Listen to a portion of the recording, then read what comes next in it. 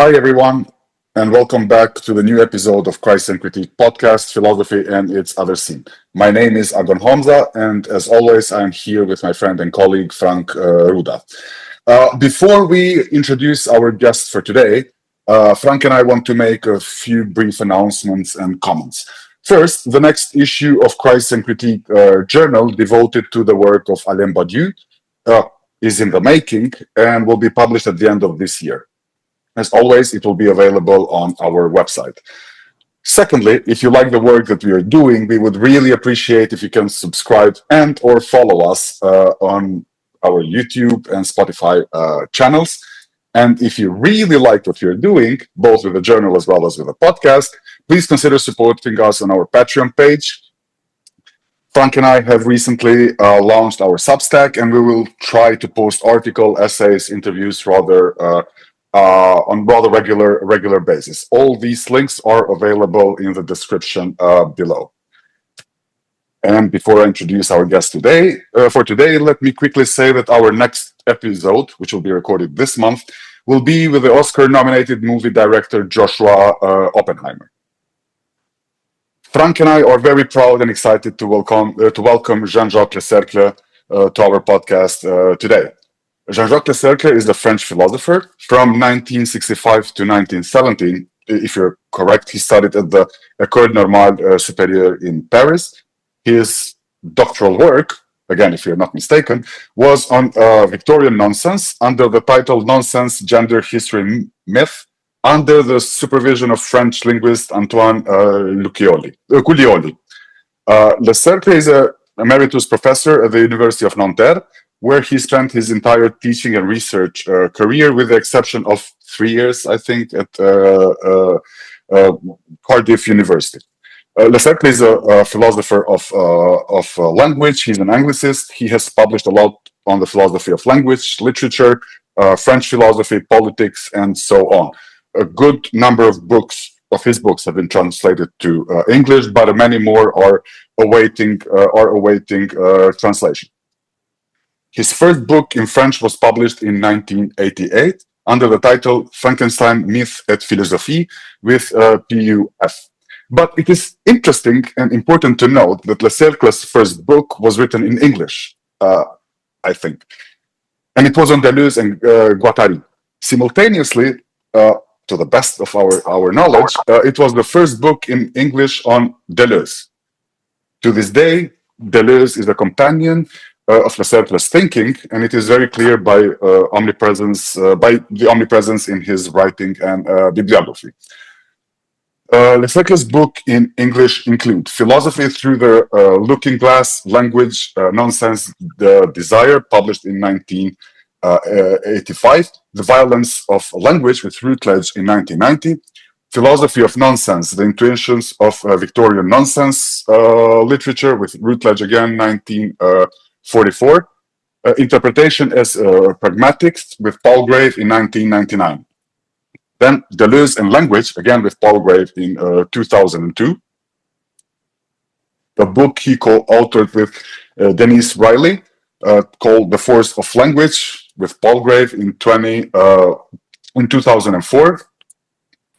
A Marxist Philosophy of Language with Bill Haymarket in 2009.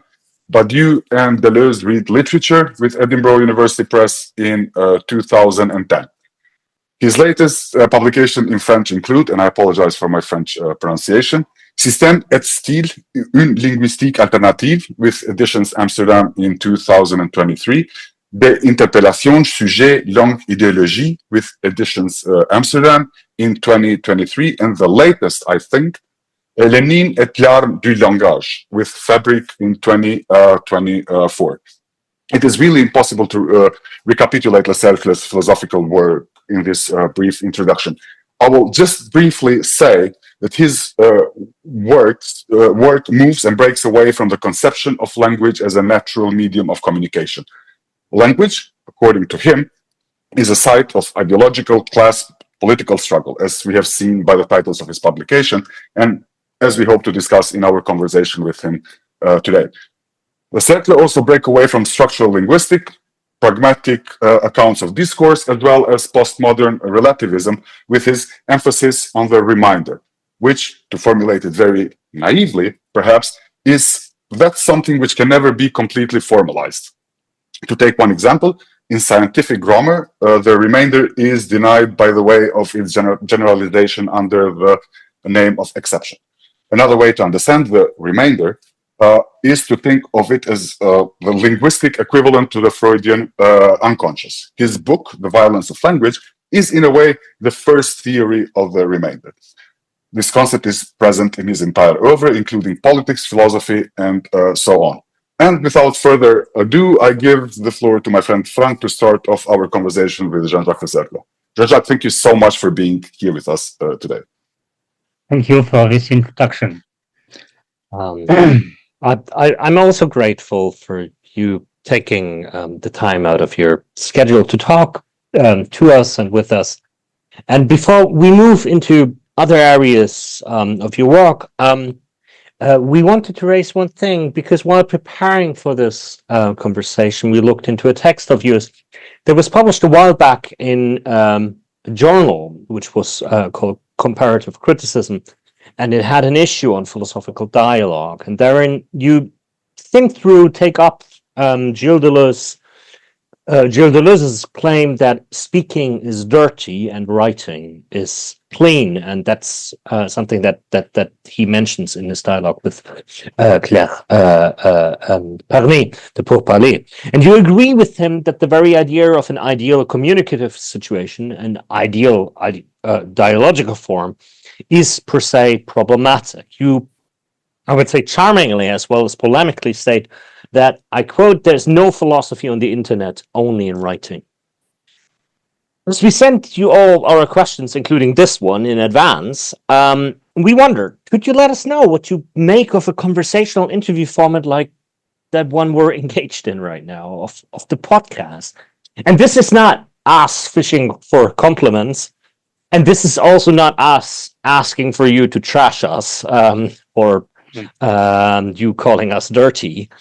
We rather want to raise, an awareness of the format, because there is a widespread assumption that there is philosophy on the internet, or the internet is a medium of philosophy, and that is really problematic. I mean, I see that with my students, for example, all the time, and we very much welcome your polemic attack of it. So, what is your take on that? Well, in a sense, I've already answered your question when you sent me 10 days ago your questions 24 hours in advance. And I said I wouldn't answer because I didn't have time to think. So the gist of my answer is that philosophy needs time for thinking. There's a work, philosophy is a kind of work, is a work of the concept. You need not only raw materials and instruments, i.e. as a concept, but also a time, a working time, a time of production. So the difference between writing and speaking in that sense is that writing, you have the time to correct, to rewrite, you have the time to erase what you've written, etc., etc. Whereas there is an urgency and an immediacy and an inevitability in speaking, which means that, and of course, all this is paradoxical because I'm taking part in this podcast on internet, and also you mention an essay of mine which was written 25 years ago. And 25 years ago, all the academic journals were on paper. They were published in books, which nobody ever read, but they were published as books. And it took time. The time of production between the essay and its publication was several months to 3 years or something like that. Whereas now you have a kind of immediacy, which I welcome in e-journals like your own. Now, the problem with the philosophy only in the form of talking on internet is the acceleration of communication. Internet tends to accelerate communication. The event has hardly taken place when it's already blogged and posted on Facebook and filmed on Instagram, etc., etc. Now, my position is that philosophy is not an acceleration of communication; it's a deceleration of communication. Philosophy needs the time or to mull over what has been said or written. And from that point of view, writing is, of course, superior. Now, this is what I think Deleuze meant when he, provocatively, when he said this. And this is part of a dialogue with Claire Parnay, in which Deleuze, now it was a dialogue, but Deleuze indulged in all sorts of provocation, which he liked to do from time to time. And what he meant is that uh, speaking is dirty because of this lack of time, because of its urgency, and because it implies a certain amount of affect. It implies inexact expression, irrelevancies, digressions. It induces garrulousness or sometimes grandiloquence. In other words, all the blemishes which writing and the time to mull over the concept gets rid of. So the work of the philosopher is the work of an artisan, not of a 3D printer. That's why uh, uh, writing is clean and speaking is dirty. Now the metaphor is, of course, now as I say this, I'm fully aware that the times have changed, and that, for instance, something which I never did because I've been retired for more than 15 years now, but I never did teach on internet. I always taught face to face with my students, which is something which you no longer do to the same extent as I did. So this technological uh, uh, improvement is inevitable. But even when you teach on internet, it's teaching. It's something you have thought over carefully before, if not written. So I'm still uneasy about this something because I know that tomorrow I will regret having said what I just said, and I'll think that I could have said it better. I could have said in a less stupid fashion, etc., etc. This is my answer to your first question. Thank you so much. So let's move on. You were educated. You attended the École Normale Supérieure Rue de Ulm from 1965 to 1970, if we are correct. It was during one of the most intense moments, both philosophically, because new orientations of and in thinking emerged, and politically. We're thinking inter alia of May '68 and the protest against the war in Algeria. During this period, Derrida was in charge of the philosophy section. Lacan gave his seminars, invited by Althusser, who was a secretary of the school. You arrived at the ONS shortly after the first generation of Althusserians left, that is Balibar, Macheret, Rancière. Can you tell us more about the time in Paris? How did this lead you to ultimately become a professor of English at Nanterre? Okay, I got to the ONS in 1965, and this was the acme of French, what is known now as French theory. To give the a comparison, the Italian Marxist semiologist Rossi Landi, who was in Cambridge in the early 50s.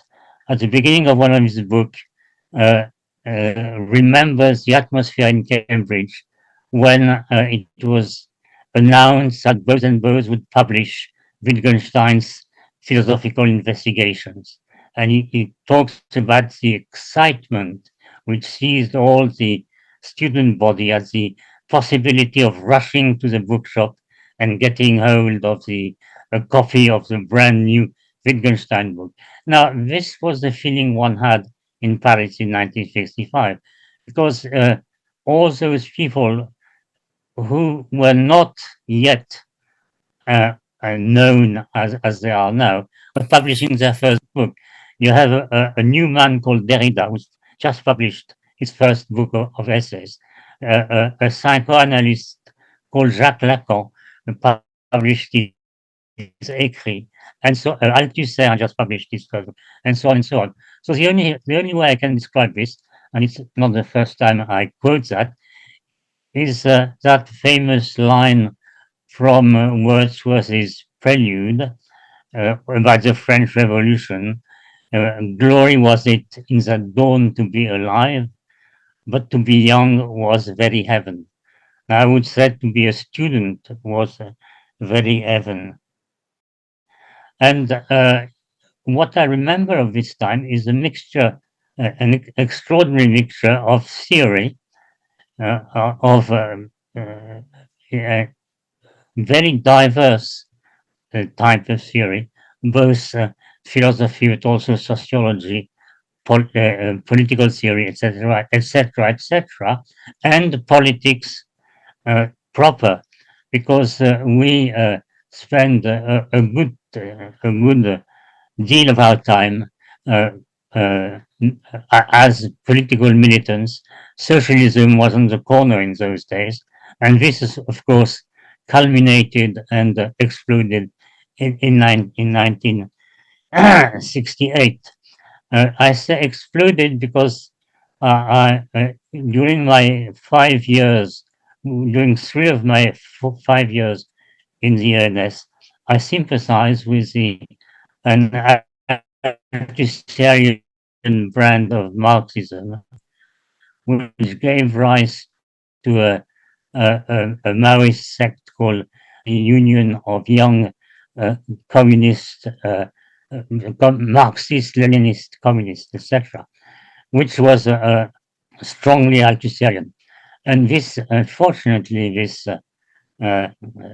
small group gave ample proof of its political inanity in 1968 by totally missing what was happening and dissolving itself, which after which I decided at the end of 68 to join the Communist Party instead of another leftist group. So, but this I owe my intellectual, a good deal of my intellectual formation to this mixture of theory and politics. Now, there was, of course, a downside, because when I entered the École Normale, I had to choose the subject I would take as my major subject.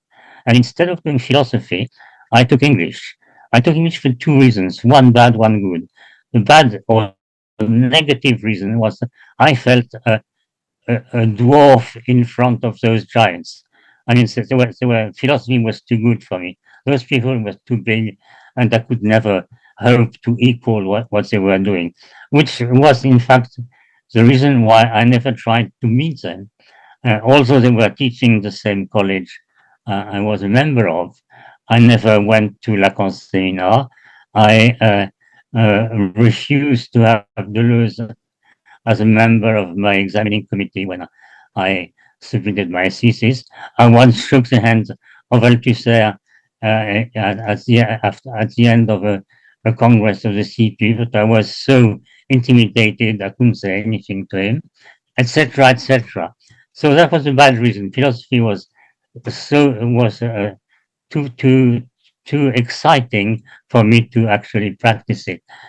And the second reason why I chose English is that at the age of 16, I fell in love with Alice in Wonderland, and I thought it was worth doing and devoting the whole of my professional life to work on Alice. And of course, after that, I spent my whole life trying to go back on that decision by writing books of philosophy. But eventually, that explains why I became a professor of English at Nanterre rather than a professor of philosophy. Thank you so much. Can I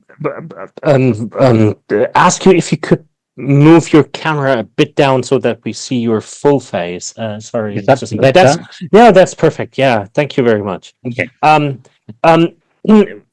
We wanted to move on actually to your oeuvre, to the oeuvre which is very philosophical, and because it makes a very far-reaching and very systematic contribution to the philosophy of language.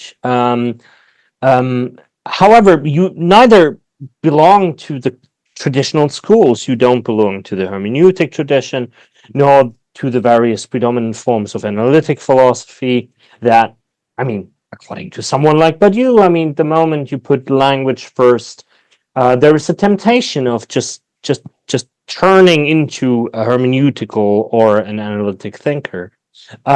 So could you tell us, and we know this is the maximal question, how do you maneuver this? What is your approach to language?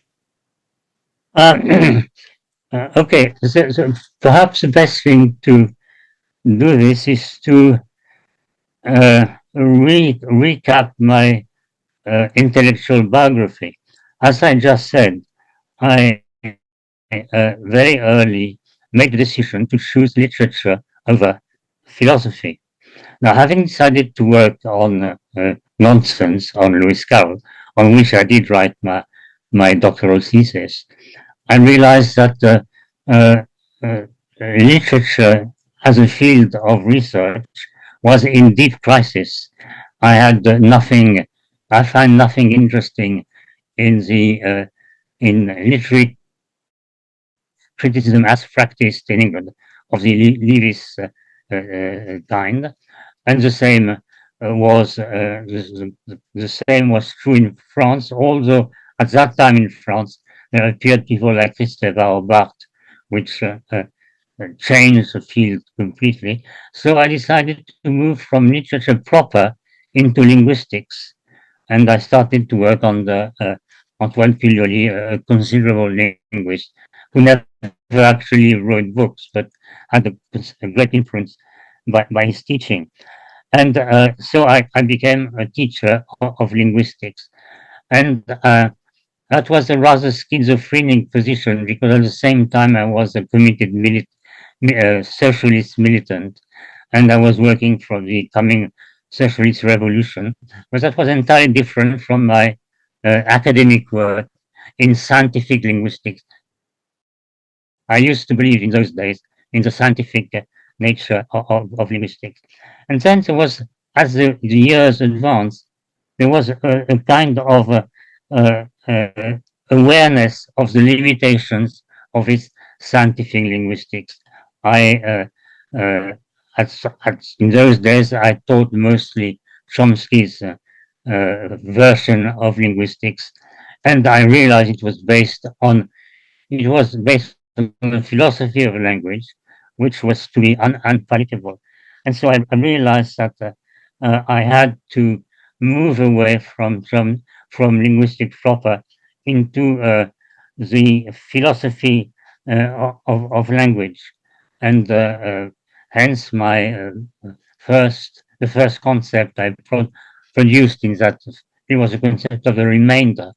There were parts of language which scientific linguistics could not reach, and this remainder was not temporary or a defect, but a constitutive and rather an asset. So my approach to language could be described in the following way. Instead of producing a new theory of how to account for the sentence "the man hit the ball," I decided to approach language from the margins, from the remainder, from what linguistic cannot actually easily think. So language from the margin, but also language approach in Saussurian terms, rather from parole than from langue, not from the system, the grammatical system, but from the actual speech acts, which are not separated from the world, but part of the world, in the world, and not only about the world. So pragmatics rather than the abstraction of the system. And this implies approaching language not from the system, but from the stylistic idiolects. So my approach to language is in the dialect, as it's title of my uh, last book or latest book on language, which is a dialectics of system and style.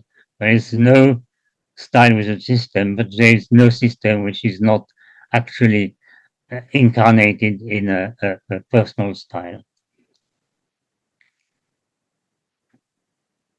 Thank you so much for this. So, in 1990, you wrote "The Violence of Language." You wrote this book because of, as you say, certain irritation with the limitations not only of structural linguistics. You argue that there is another side to language, a side that escapes the linguist's attention. What are the average theoreticians of language missing? What is the violent side of language, so to speak? Well, I think the answer is already in your question. What they essentially miss is the violence of language. That language is carries a rapport de force and some kind of symbolic, but also sometimes even material violence. Now, it's not a question on the part of the linguistics I was trying to distance myself from. It's not so much a question of missing as of ignoring some parts of language. See, after all, this is a common scientific practice. You construct the object of your science by separating the relevant from the irrelevant phenomena. And scientific linguistics claim to do exactly this. The problem is that it refuses to consider most of the phenomena which govern our linguistic practice in actual terms.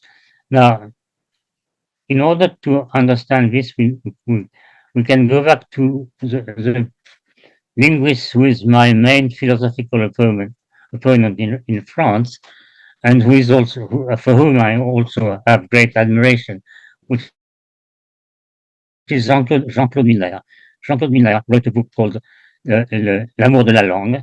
It's translated as For the Love of Language. And Milner is an interesting person because he's on the one side Lacanian. He's not a psychoanalyst, but he's a Lacanian thinker. And on the other side, he's a strict linguist, and he believes in linguistics as what he calls a Galilean science, which is a science which has all the characteristics of what we call the hard sciences. And in order to, it starts from a postulate. The postulate is that langue, and he talks about langue in the sense of Saussure, the system, is la langue est un réel calculable. That is, langue is real, and it is the object of a calculus.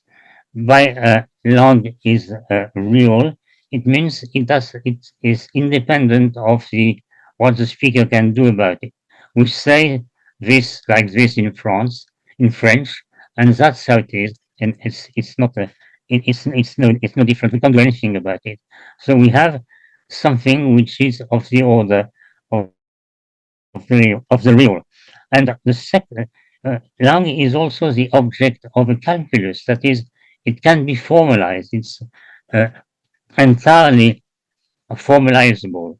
In other words, for him, there is no remainder too long. And in order to do this, he says, we need four concepts, the four concepts which Saussure produces. One is the arbitrariness of the sign. The long is separated from the world. It's the famous last sentence of the cours de linguistique générale, of Saussure's cours de linguistique générale. La langue en elle-même et pour elle-même. So long is separated from the word. The second is the concept of the sign, which is neutral, abstract, and calculable. The third is a concept of a speaker which is only the bearer of communication. So a speaker without an unconscious, a speaker without a social or historical situation. In other words, a speaker with an angel. And the fourth is a concept of communication as formulated in the celebrated diagram of Saussure, where a speaker sends out a message to a receiver who with encrypted message, who is decrypted and then sent back by the receiver. Now, those four concepts each denies something which is, to me, extremely important in our everyday practice of language. It denies the social, historical, psychological reality of a subject. Hence, it denies, for instance, the fact that language is also iconic. That's, for instance, the scream can be a direct expression of affect, or that we also have diagrammatic iconicity, as in the famous sentence by Julius Caesar, Veni, Vidi, Vici, and it denies the fact that there are signs not only of langue, but also of parole. These signs govern or charge with affect. It denies the working of semantic drifting, that is, of metaphor, and denies the possibility of indirect speech acts. I'll give you an instance of this. When you're in a restaurant, in a hotel, at breakfast, and the server says to his colleague, the orange juice is playing footsie with the eggs and bacon. Now, if you take this as long signs, with the sentence is completely meaningless. But of course, it's understood directly by the colleague, and it just means that the meaning here is constructed in parallel by the situation. It reflects the situation, and it also intervenes in it, because by saying this, the server is making fun of the clients, etc., etc. And it denies also, so it denies the speaker as a fully fledged subject. That is a speaker with endowed with unconscious and affect, and it also denies communication as a site of rapport de force, as the existence of linguistic agon, as any general meeting of a university department will have been witness of. Now, and all this I've tried to capture in the concept of the remainder. This is why the gist of the answer is what they missed is the violence of language. Thank you so much, Jean-Jacques, for this very pointed reply. And I think it relates well to our next question, because you co-authored a book with the poet Dennis Riley, and in your contribution to that book, you deal with the language conception of Noam Chomsky. I mean, as you said earlier, that's what you taught. That's what was not foreign to you, and in your contribution, you say you deal with Chomsky's theory because, well, it is not only just like influential, globally renowned, but it also brings to the fore, makes explicit assumptions, premises of the philosophy of language that underpin a lot of linguistic theories. And maybe we're just raising the same question that we raised a little bit before in the negative right now. What do you think is the concept of language that we really need to avoid? Okay. Now, the concept of language we need to avoid is Chomsky's concept of language. Now, this is ambiguous because on the one hand, there is a certain grandeur in Chomsky's position, insofar as he is one of the rare linguists who has an completely explicit philosophy of language. Usually when you read books of linguistics, they get rid of the main questions of language in 3 pages at the beginning, and then enter into the nitty-gritty of their own specific theory of how modal auxiliaries work, etc., etc. But Chomsky has the advantage of producing a full-fledged philosophy of language. The only problem with that philosophy of the language, to my mind, is that it's entirely false. So we need to get rid of it insofar as it is a combination of unrestrained idealism and reductive materialism. Now, what I mean by unrestrained idealism is obviously the recourse to innate ideas, which is a philosophical regression to the 17th century. Now, I know that philosophy doesn't progress and we still read Plato, etc., etc. Nevertheless, going back to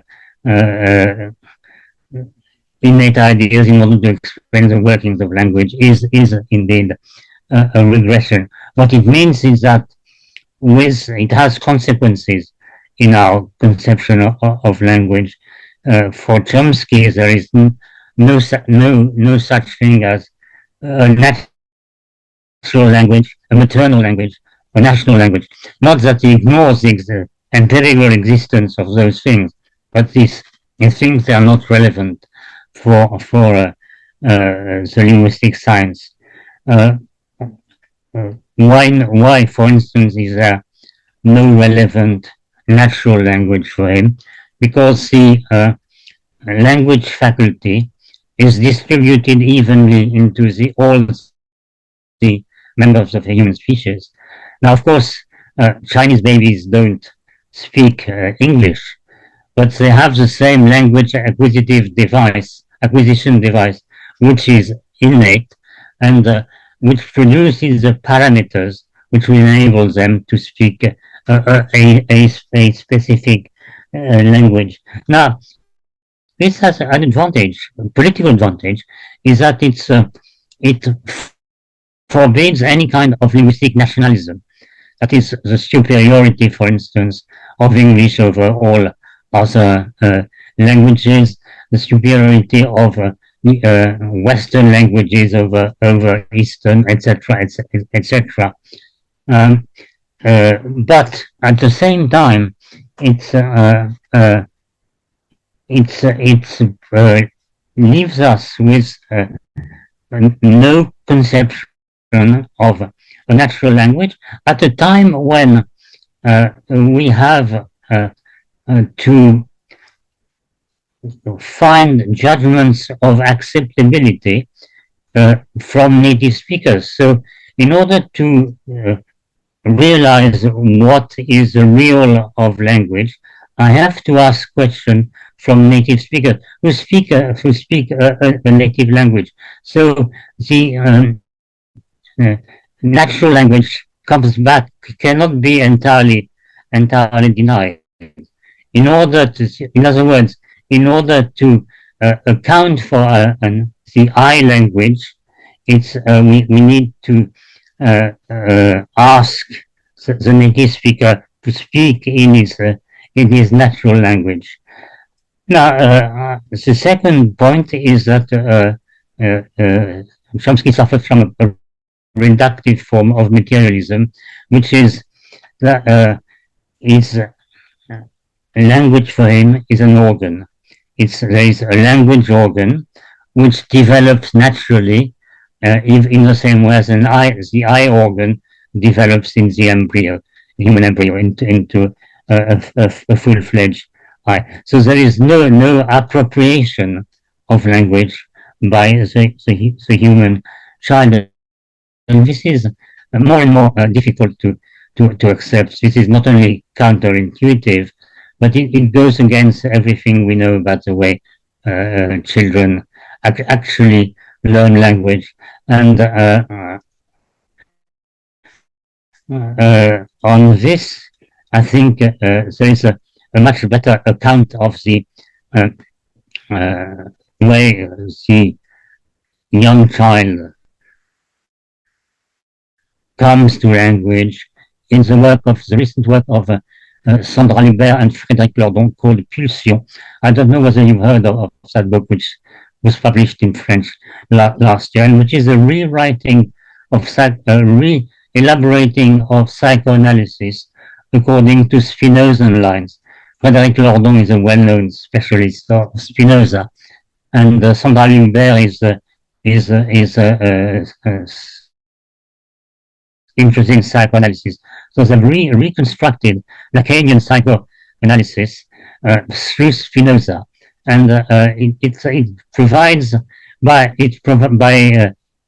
telling us the story of a character, a conceptual character whom they call modus, an allusion to Spinozan modes, and that is the child as he comes to and he suffers the trauma of birth and comes to learn her environment and to acquire language. So what we need to avoid it seems to me what we need to avoid in Chomsky's philosophy of language is four things. One, we need to avoid is form of methodological individualism. That is the passage from Saussure's contrast of Lang versus Powell to Chomsky's contrast of competence versus performance is a regression from the collective or the social. Lang for Saussure is a social entity to an individual entity which is inscribed in the mind brain. The second is to avoid the fetishism of deciding that linguistics is a temporary science, and that in fact the core of linguistics will be found in the development of neurology. So not networks of brain cells, but processes and practices. And the third is we need to avoid his rejection of history. His only history is the almost arrested time of evolution, whereas to us, language, to me, language is part of history. It intervenes in history, and it very much depends on it. And the last thing is, of course, is naturalism. That is the idea of language as an organ.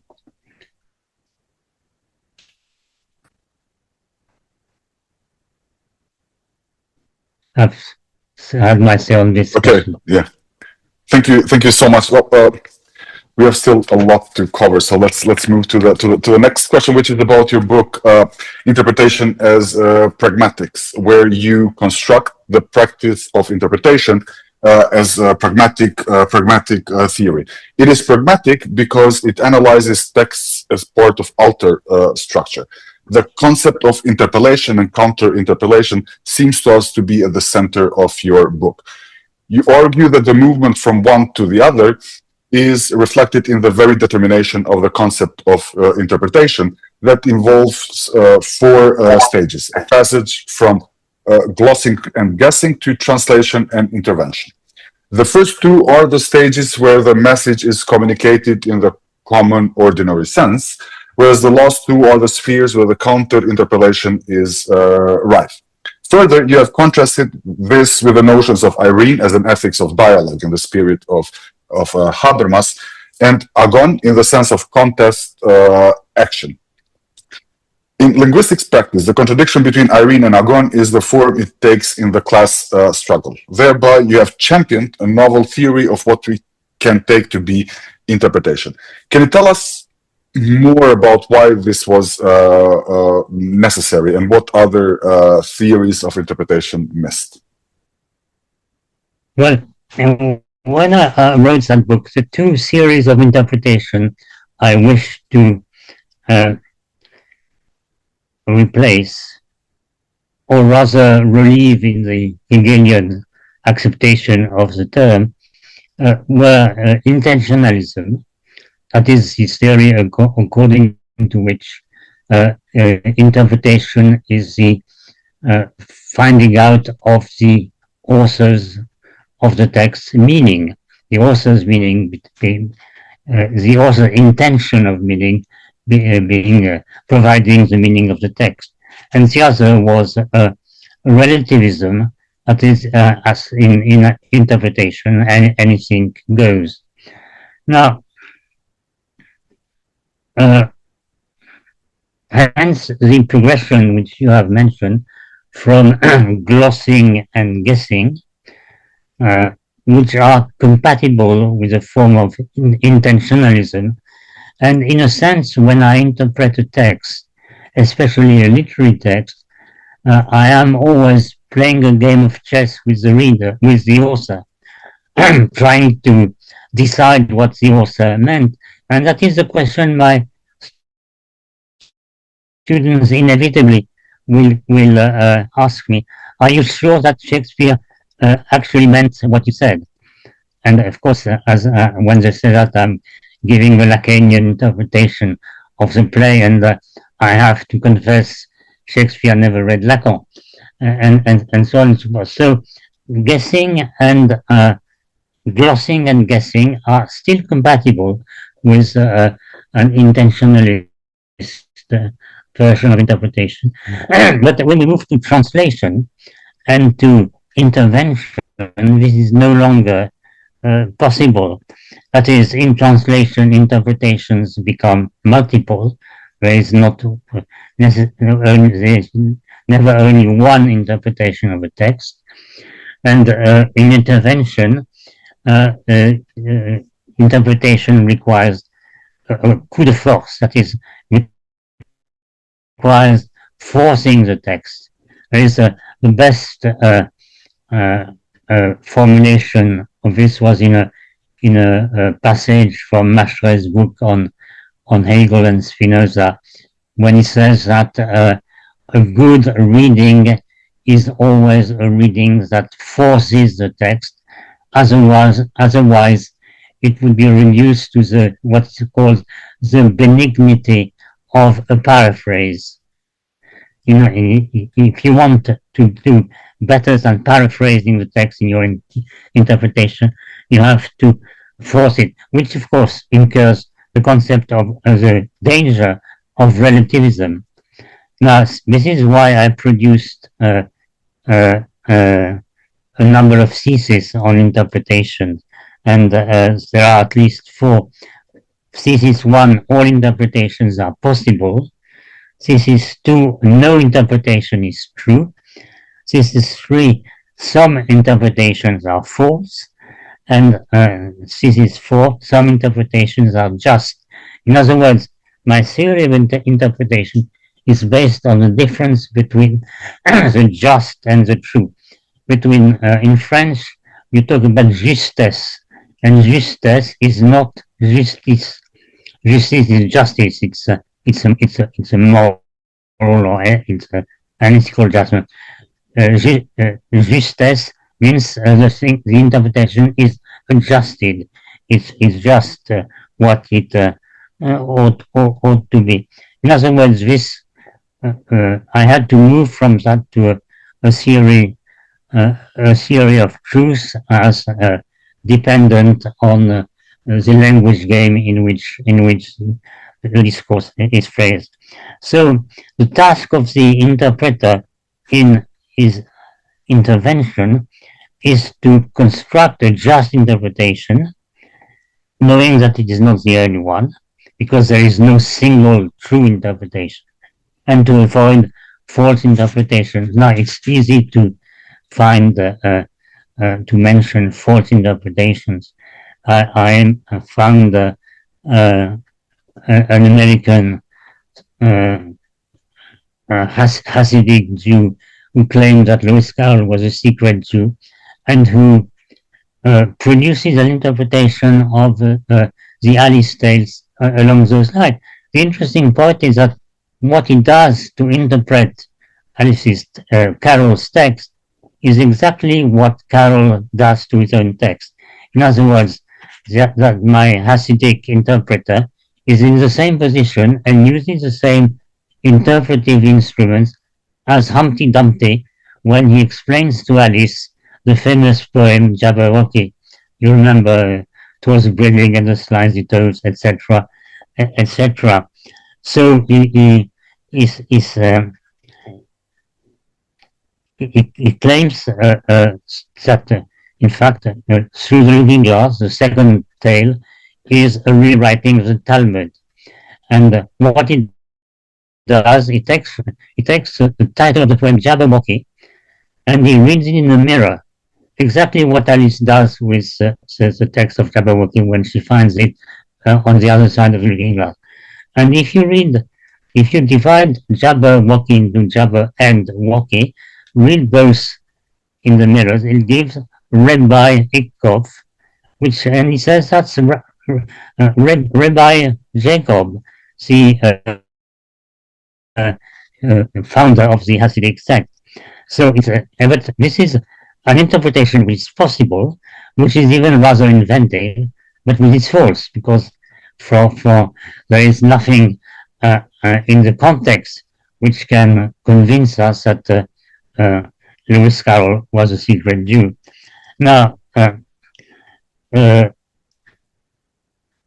your question links this with the contrast between Agon and irony as two ways of accounting for linguistic practice.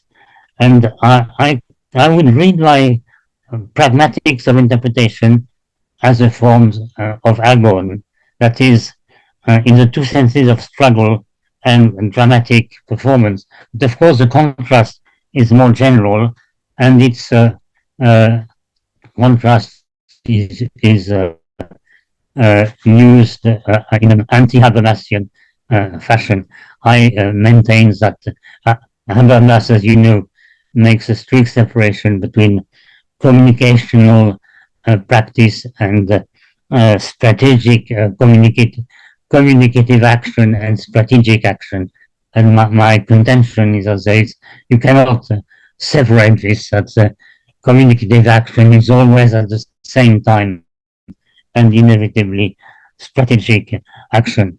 My point is that there was a Habermas conjuncture after the fall of the Soviet bloc, when one would fondly hope that politics would be done according to the line of communicative action, and the several imperialist wars and the genocide later is difficult. It's impossible to hold this. Right. Yeah, I mean, thank you. I think we're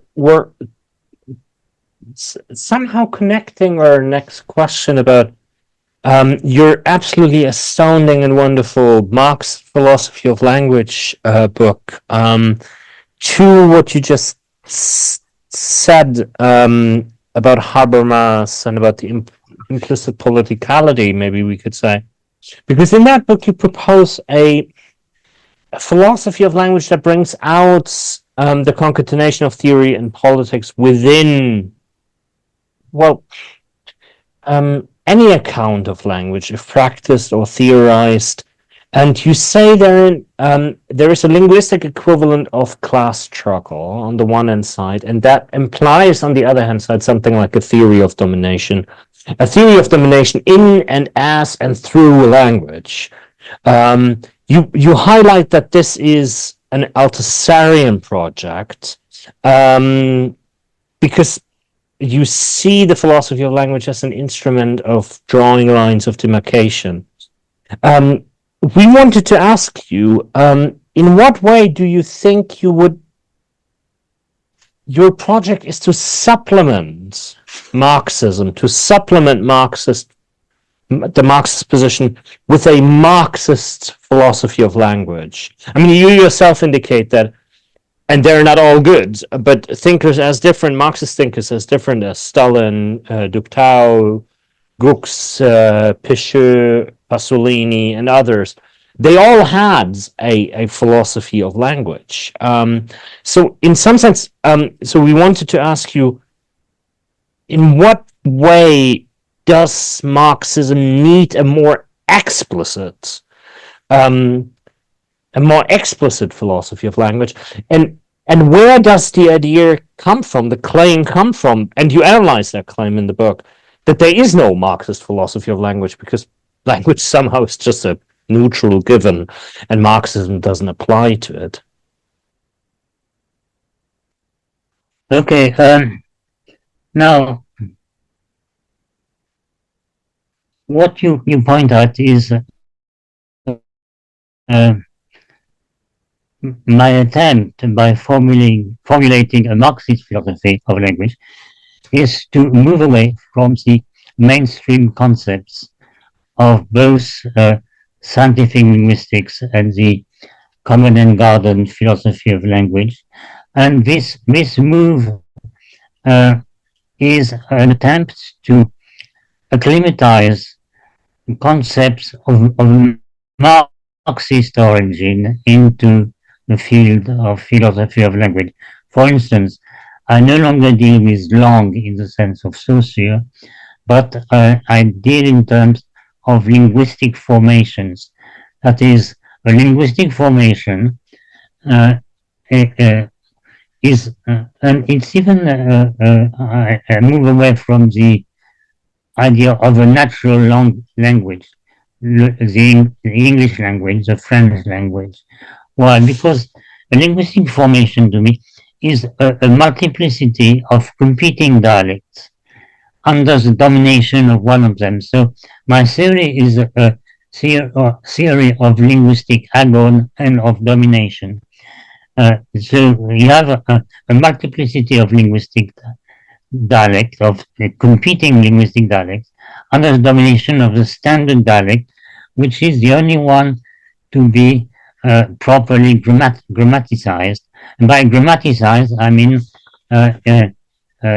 institutionalized and provided with tools. Tools are dictionaries, grammar, exercise books, and the institutions are teaching institutions, mostly universities, but also the British Council, etc., etc. So the linguistic formation is very much like what the Marxists know as a social formation, which is a mixture of dominant,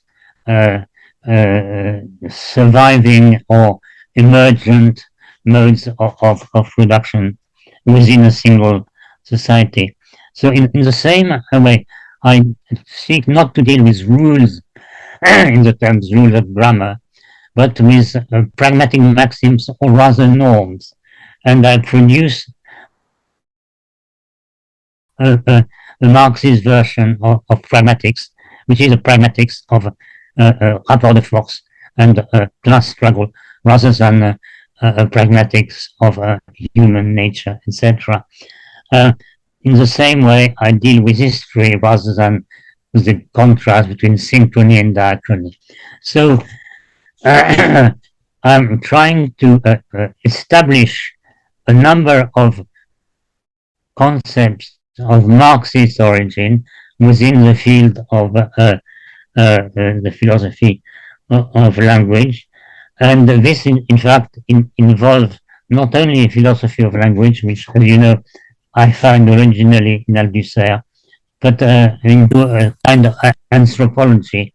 And this anthropology I found in the works of Lucien Sèvres, another Marxist thinker, which is unduly neglected, for instance, is not translated into English, and who works on, who bases in his anthropology on the six theses of Feuerbach, which is the essence of the human essence, is not something which resides in the individual subject, but which is the totality of social relations.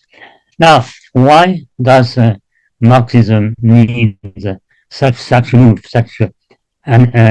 being established in the field of the philosophy of language for reasons that are easy to understand? Because the politics of language, or a linguistic policy, which the working class movement has always had. Lenin was very strong on a linguistic policy, and you remember the famous or infamous intervention of Stalin in the field of linguistics in 1950, because this is not enough, because language being the site and weapon of the ideological struggle, it is a necessity to intervene in that field with the right weapons. And as you know, the enemy employs massive specialists in those fields with considerable success, not only in the field of practice, but even in the field of theory. And what I found myself when I started this move away from mainstream linguistics into an alternative form of linguistic philosophy was a relative absence, with two exceptions, however. One was Gramsci. Not only is there a whole notebook on questions of grammar, but Gramsci was a subject in university, and the other was Voloshinov, who wrote what was my main predecessor. And may I state once more that Voloshinov is not Bakhtin and is his own man. But for instance, if we look at, I mentioned both Althusser and Sèvres, and if we look at their work, Sèvres doesn't mention language. He mentions language as one of the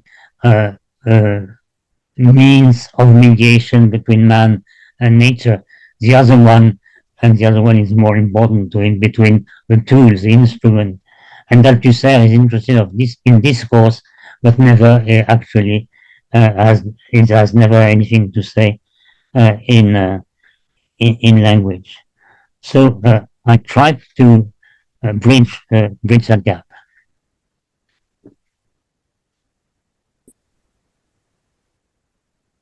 Thank you so much. And our next question is again on Althusser, and we want to discuss the concept of interpellation. And you published a book on this concept, and I'm going to render it in English because I don't trust very much my French pronunciation.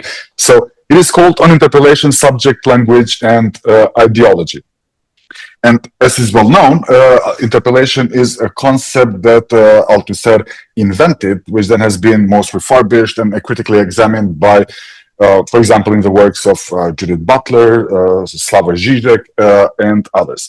Althusserians would usually say that this concept is not entirely elaborated or not entirely completed by Althusser himself.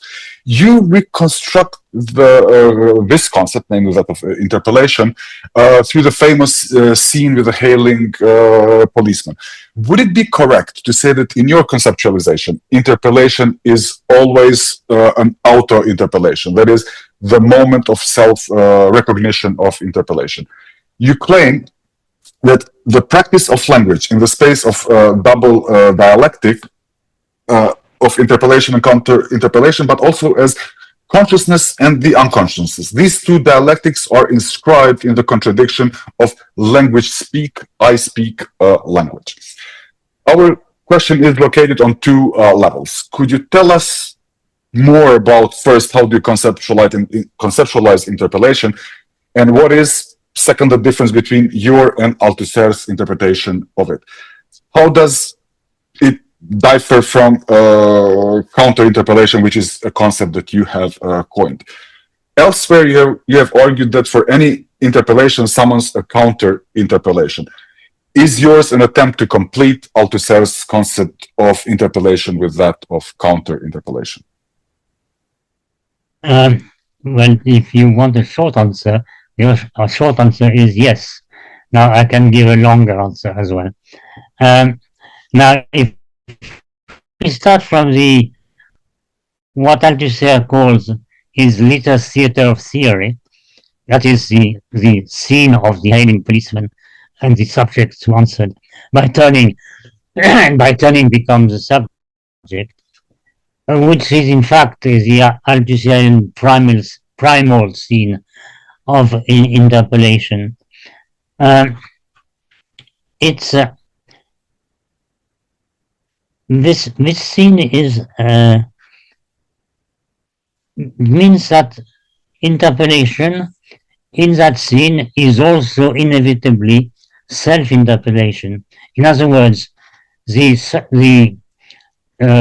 man or the person who is interpellated and becomes a subject is not the only interpellated person. The interpellator, that is a policeman, also interpellates himself by hailing. Now, nevertheless, this self-interpellation, I interpolated, the policeman interpolates himself as authorized by the institution to interpolate you. This self-interpolation is not necessarily a moment of self-recognition, if what is meant by this is a kind of prise de conscience. In other words, at the moment when the policeman hails the interpolated subject, at the moment when he thinks he is speaking, he is in fact spoken by the discourse attached to his position. He is speaking from his position, and it's doesn't need a prise de conscience. He asserts his place, he practices his habitus as a policeman through a specific hexis, and I'm using Bourdieu's vocabulary deliberately, because neither hexis nor habitus are normally consciously experienced. So it's a self-interpretation. Self-interpellation doesn't mean necessarily self-recognition. Now, I try to think, I think the idea that interpellation is always also self-interpellation. I try to think through the theory of Tran Duc Thao, the Vietnamese Marxist theory of phenomenal consciousness and language. And if you remember, he is saying that consciousness comes from the mutual hailing by the communal hunters. Now, the hailing of one hunter addressed to another is reverted to himself. And this self-hailing produces self-consciousness, which is first of a sporadic kind and then becomes fixed. So when I say this, I move from, or rather, I note the paradoxical aspect of Althusser's concept of interpolation, because interpolation is formed etymologically with the word, the prefix inter, meaning a communication between two subjects and not a domination of a subject over another one. And remember that in French, the word interpellation has two meanings. One is the one chosen by Althusser, that is the police meaning. La police a interpellé les suspects. But the other is a political meaning, which is the opposition interpellated the minister. And in that case, there is an attempt at a dialogue. It's not only one way, because the interpellated in the political sense of the term, the interpellated party is in a position of superiority. He's the minister, and the interpellating people are members of the opposition. So my critical revaluation of the of Althusser's concept, which goes, as you mentioned, much to Butler and to Judith Butler and to a concept of re-signification, is due to the fact that of the two meanings of interpolation in French, it privileges the police meaning, which is the negative meaning. And I tried to make good this, what I interpret as a lack, and by thinking that when the subject is interpolated, by the policeman, even if he doesn't say anything, in his mind, he calls him a nasty pig or a dirty pig. That is, he counter-interpolates the policeman who interpolates him. Of course, doesn't say anything not to make his situation worse, but he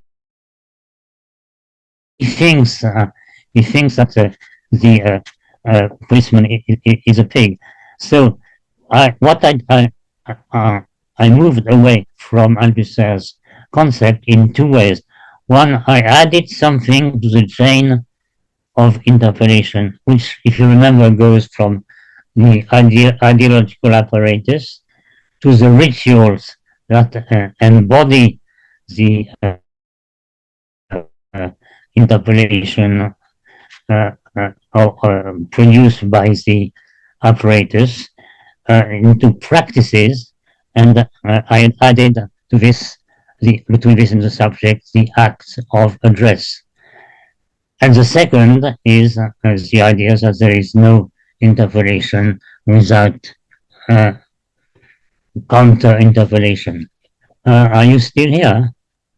Yes, we are. I think Agon has a little issue with his camera, but thank you for this. That makes, I think that's a very pointed way of putting where counter-interpolation is situated, almost like a counter-transference in an inverted way. Yes. Maybe. I mean, you find that in Freud, you find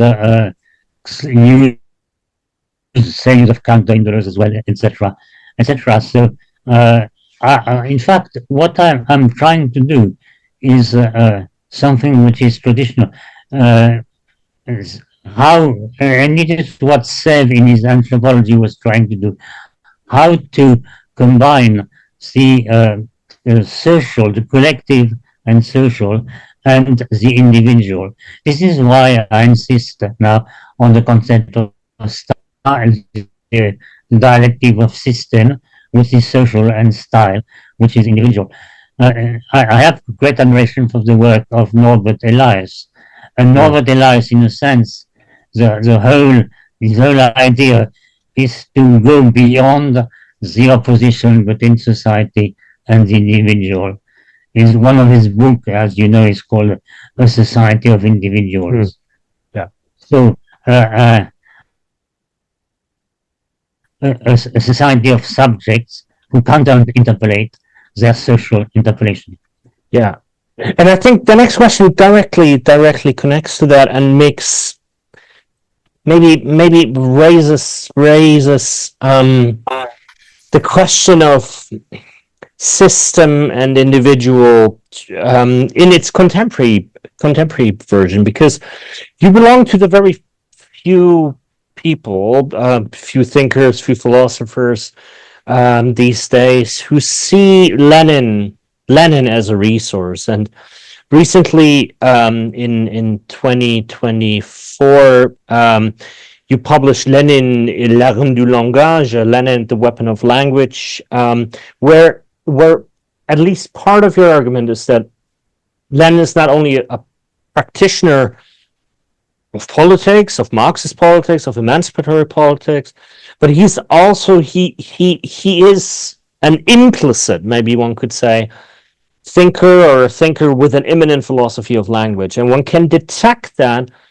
because he doesn't write great treatises on language, but he is so extraordinary as practitioner of discourse because he had an immanent grasp of language. And I mean, you say in Lenin's discursive practice, this takes three forms of polemics, criticism, and conviction. I mean, in preparing for our conversation, we thought his theory of slogans, on which you have written as well, as I know, and I have my own fascination with it. So Lenin's theory of slogans is one paradigmatic example of his of this immanent philosophy of language, because a slogan is not simply a description of a historical situation, but it's an intervention into the situation. So when we have a slogan like, I don't know, all power to the Soviets, one of the most famous ones, but it's at the same time a means of orienting oneself in the situation by finding a point by means of which one can orientate oneself. And that is already a claiming that the situation hinges on answering how to relate to that slogan. So it's almost like how to puncture the conjuncture. And I know that's a bad wordplay, and I apologize. But that means like a slogan highlights the real of a historical situation and pointedly symbolizes it. So it intervenes, and thereby one could say language becomes a weapon. It's really a weapon in class struggle. And in this sense, maybe there is a resonance to Lenin's repeated claim that one has to tell the truth to the masses. One has to tell it the more trenchant, the truer, the more trenchant, the better. That's sort of the line that he has vis-a-vis the slogans. And we were, when we were talking about your account of Lenin, or Lenin's theory of language beforehand, we were wondering, in a contemporary conjuncture, like today, where, I mean, the best ones producing slogans are not on, let's say, our side, so to speak. And they're really good at that. However shitty their slogans are, but they're really good at that. And slogans become actual instruments of disorientation. I mean, to speak with Badiou, or anti-emancipation in general.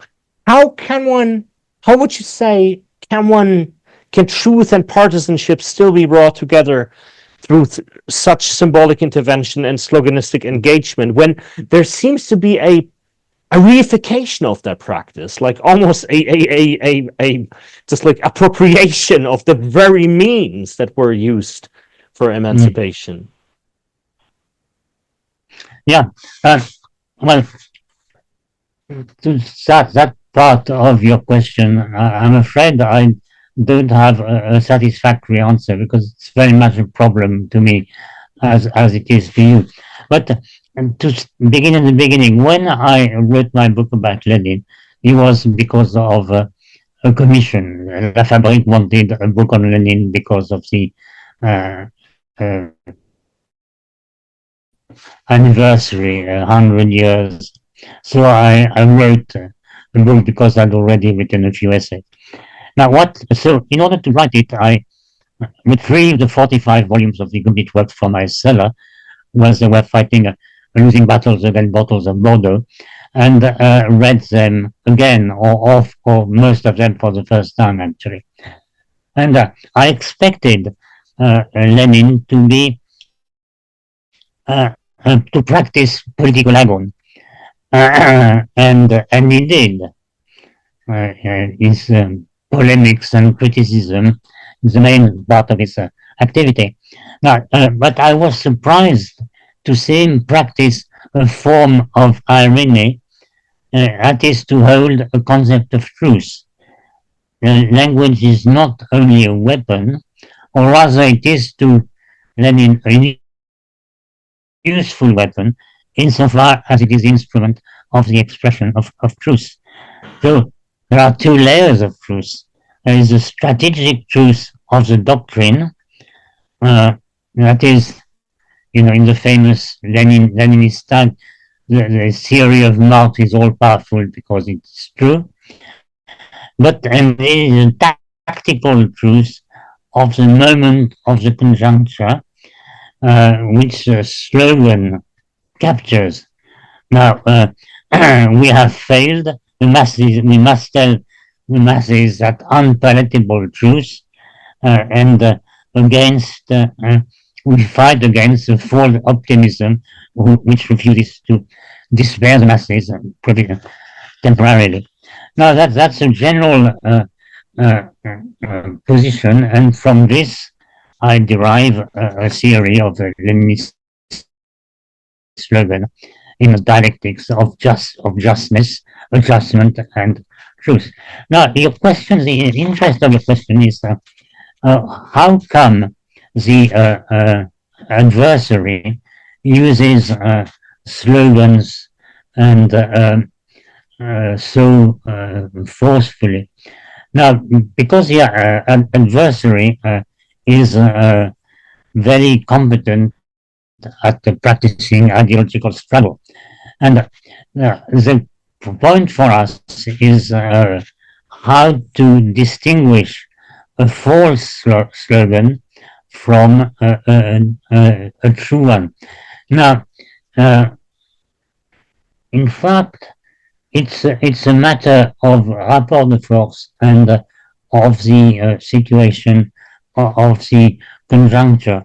Now, I'll give you one historical example, which is why did Mussolini's slogans in the early 20s work with the Italian masses rather than the communist slogans of the Gramsci tendency, which were the communist slogans at the same time. Now, Mussolini's slogans were slogans which did not lead from the vanguard, from the front, but led the masses from behind, because they were adapted to the common opinion of the masses, which they seemed to follow rather than to lead. But he was helped in this by the conjuncture and the rapport de force, which was favorable to him. While the Italian Communist Party at the time, produced slogans which were right in general, but failed to be adjusted insofar as it did not manage to establish the alliance between the workers and the peasants, which was the only way to gain to invert the rapport de force. And as you remember, when Gramsci in 1924 was arrested by the Italian police. He was just finishing an essay on the question of the South and on the peasantry. Now that doesn't answer the gist of your question, because I don't have a total answer to that. How does the what is the difference between a false but efficient slogan and the right slogan? See, part of the answer would be in the making a difference in the, which I can do in French but not in English, between a slogan, and un mot d'ordre. In French, un slogan is what you use for advertising. Un mot d'ordre is what we use for the politics. Now, the difference is the similarity of the two is in a certain use of language or of rhetoric. The difference between the two is the difference between the mot d'ordre has something to do with the truth of the situation. The slogan has nothing to do with the truth of the situation. Innumerable examples in Trump now. So what do we have to do? I think we in a situation which is, as you know, politically not of the best, but we have to go on with producing slogans that are not only just, but has something to do with the truth. The masses must be told the truth. That is, for instance, telling the truth about immigration, for instance. Even if this goes against the grain of common opinion. I'm sorry that this answer is entirely aphoretic. No, it's wonderful. Thank you very much. That's super helpful. Thank you so much, Jean-Jacques. And we've come to the end, but we always end our podcast conversations with a series of either/or questions. Of course, you obviously can reject to choose. You can also elaborate on your choice, but you clearly don't have to. Is it okay if we continue with this? Yeah. Thank you so much. All right, so the first one, de Saussure or Chomsky? I'll give you what we call in French une réponse de Normand. That is neither, and one wasn't than the other. Why neither? Because I want to replace language with linguistic formation. I want to replace rule with norm. I want to replace concept of synchrony, diachrony with history, etc., etc. So linguistics of praxis, not the linguistics that both Saussure and Chomsky practice. If I have to choose, Saussure rather than Chomsky. Why? Because for the reasons I said, the passage from Saussure to Chomsky is a passage from language as a collective social entity to an individual entity with a form of mythological individualism. Thank you. The second one, Deleuze or Althusser? The answer is both, obviously. I have all my life followed both Althusser and Deleuze, even if they seem to be incompatible. I remember finding myself in the tube from Nanterre to Paris with Etienne Balibar, who was teaching in Nanterre as well as I did, and he asked me, how can you be both a committed Althusser Marxist and a follower of Deleuze? And I could only answer that one has contradictions and one cannot escape them. So I would maintain this contradiction to last. Now, both took me out of my dogmatic sleep, as the phrase goes, at different moments. First, Althusser taught me that Marxism was not the dogma I had learned at the age of 16 as a young communist in the textbooks of Marxist philosophy the party offered, and Deleuze later took me out of my dogmatic Marxist sleep by making me in contact with something which was totally alien to my Marxist formation, is the idea of the philosophy as the creation of concepts. So from Althusser, I derived the idea that philosophy consists in the position of thesis, and from Deleuze that it consists in creation of concept, and I tried to keep both together. The third one, Badiou or Lacan? Well, need we choose? I don't know. I owe something to Lacan because I owe something to Lacan, the linguist. His first texts on language have been very important to me. What I don't owe to Lacan, where I don't follow him, is in his later scholasticism, when he sees the metaphysics of Leninism are utterly alien to me. I can't understand the word. And that's why I mentioned Pulsion, the book by Lordon and Hubert, because it provides an alternative to Lacan and a credible version of psychoanalysis in Spinozan terms. And Badiou, I have a love-hate relationship with Badiou because I'm fascinated with and at the same time resistance.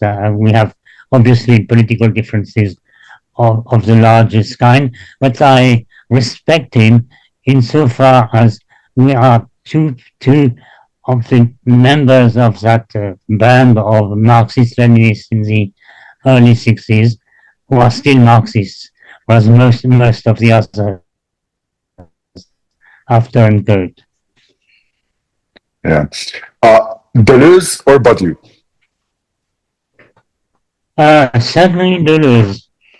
I'm much closer to Deleuze, and I did an explicit, as you know, comparison in my book Deleuze and Badiou read literature, and I find the idea of the Deleuze as the pottering philosopher, making his concept in his workshop, and as opposed to the philosopher who on top of the mountain produces his all-embracing system. I respect the system, but I have more sympathy, more empathy with the artisan who's working on his concept. And more seriously, I do think that the way that they read literature is in the favor of Deleuze. Deleuze is